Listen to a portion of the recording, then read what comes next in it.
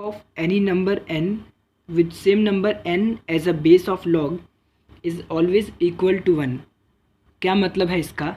यदि n कोई number है तो उसके log की वैल्यू हमेशा ही 1 के इक्वल होगी। कब? जब उसका बेस भी n होगा।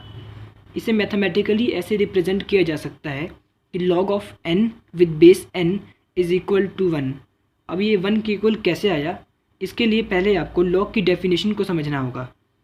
मान लीजिए a कोई नंबर है और यदि a की पावर x b के इक्वल है तो इसे ही log के टर्म्स में लिखा जा सकता है log of b with base a is equal to x।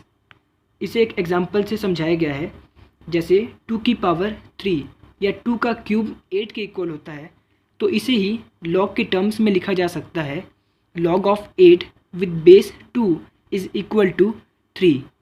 इससे हम क्या समझते हैं कि 2 की पावर यदि 3 होगी तो वो नंबर 8 के इक्वल होगा। अब log of n with base n का क्या मतलब है कि n की पावर क्या रखी जाए कि वो नंबर n के ही इक्वल हो जाए। जैसा कि हम जानते हैं कि किसी भी नंबर की पावर यदि 1 रखी जाए तो वो नंबर अपने आप के ही इक्वल होता है, तो मैक्सिमम वैल्यू क्या होगी? वो होगी 1। तो log of any number with base same number is always equal to 1।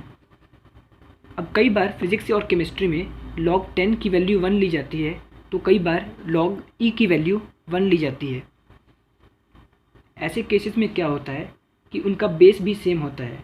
यदि log 10 की वैल्यू 1 ली जा रही है इसका मतलब उसका बेस भी 10 है, और यदि log e की वैल्यू 1 ली जा रही है तो उसका बेस e है।